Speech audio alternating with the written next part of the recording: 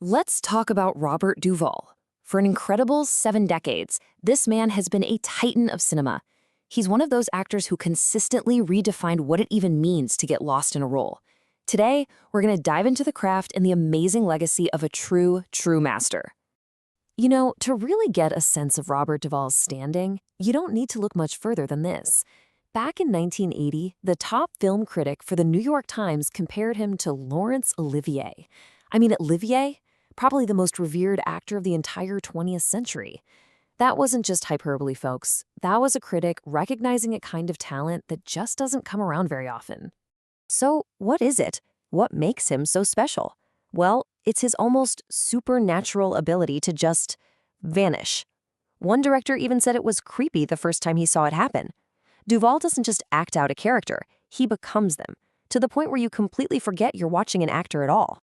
But here's the thing you have to understand. This master of the screen, he didn't start in Hollywood. No, his foundation was built somewhere much grittier, in the demanding world of New York theater, where the only thing that mattered was the craft. That's right, he learned from the legend himself, Sanford Meisner. Meisner's whole technique is about teaching actors to live truthfully under imaginary circumstances. It's all about instinct, about real reactions. And get this, during those early kind of broke years, he actually roomed with Dustin Hoffman and became best friends with Gene Hackman. Can you just imagine the conversations in that apartment? Wow. And you can really see how all that stage training paid off right here. After grinding it out in the 50s, he makes one of the most unforgettable film debuts in history as Boo Radley. He has almost no lines, but you can't take your eyes off of him. Then, through the 60s, he's all over TV, becoming a familiar face.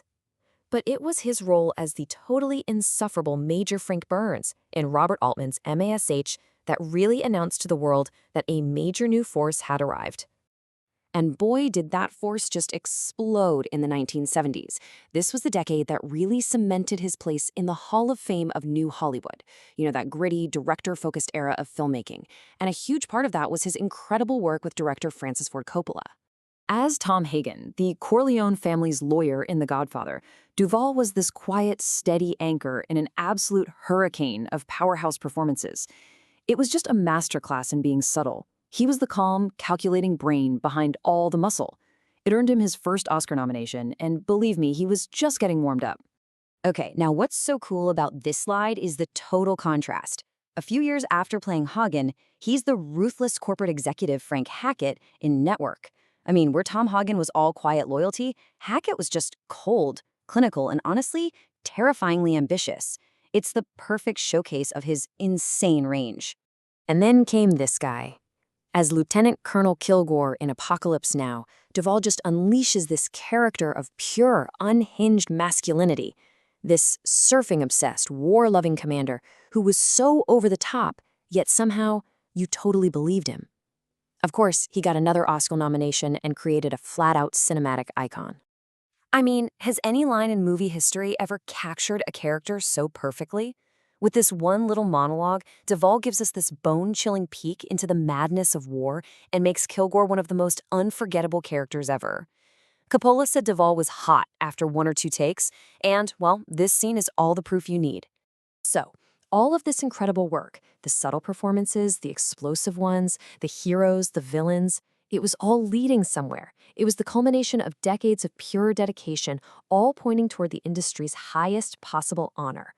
Over his entire career, Robert Duvall has racked up a remarkable 7 Academy Award nominations. Just let that number sink in. 7. That speaks for itself, right? It represents a level of consistent, undeniable excellence that very, very few actors ever come close to. And in 1983, he finally took home the statue.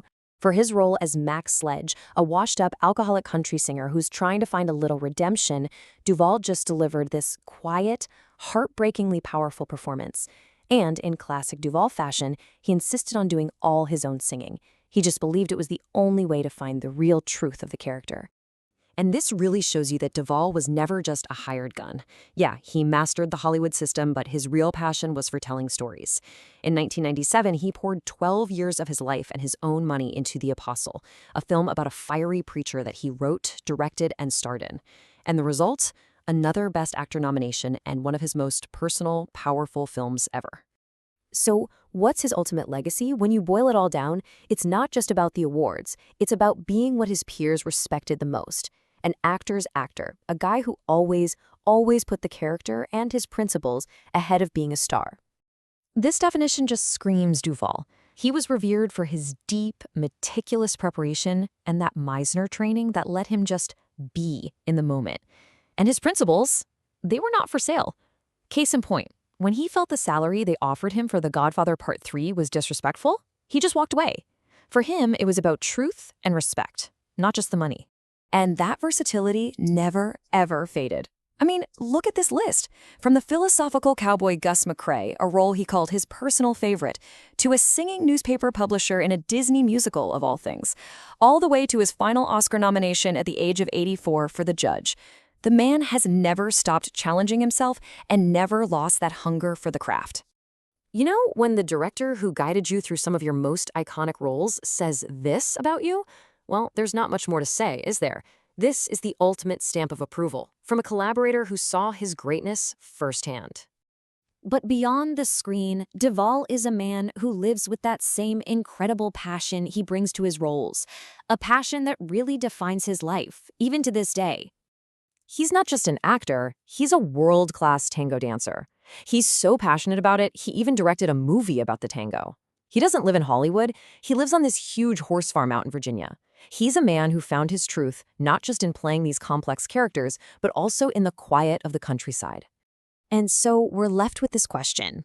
In a world that so often values fame over actual artistry, Robert Duvall's legacy is this powerful reminder that the real magic happens when an actor completely disappears, leaving only the truth of a human soul on screen for all of us to see.